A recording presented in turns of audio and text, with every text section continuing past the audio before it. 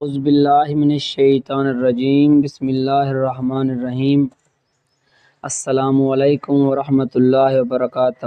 حضرت ابو ہریرہ بیان کرتے ہیں کہ رسول اللہ صلی اللہ علیہ وآلہ وسلم نے فرمایا، جب مسلمان یا مومن بندہ وضو کرتا ہے اور اپنا چہرہ دھوتا ہے تو آنکھوں کے دیکھنے سے ہونے والی تمام خطائیں پانی کے ساتھ یا پانی کے آخری قطرے کے ساتھ اس کے چہرے سے نکل جاتی ہیں۔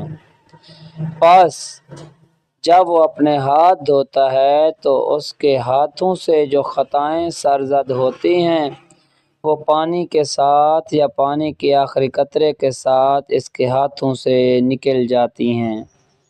پس جب وہ اپنے پاؤں دھوتا ہے تو اس کے پاؤں سے جو خطائیں سرزد ہوتی ہیں پانی کے ساتھ یا پانی کے آخری قطرے کے ساتھ اس کے پاؤں سے نکل جاتی ہیں، حتیٰ کہ وہ گناہوں سے صاف ہو جاتا ہے۔ یہ رواہ مسلم میں ہے۔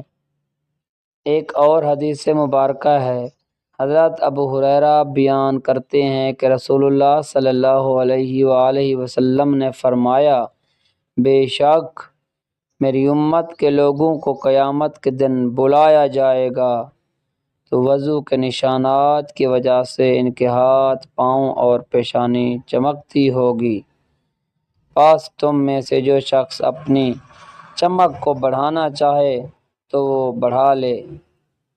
والسلام۔ اگر یہ ویڈیو اچھی لگی ہو تو ویڈیو کو لائک کر دیں، کومنٹ میں اپنی رائے کا اظہار کر دیں، چینل کو سبسکرائب کر دیں، ساتھ ہی بیل آئیکن کو دبا دیں تاکہ ہر آنے والی نئی ویڈیو اور اچھی بات آپ لوگ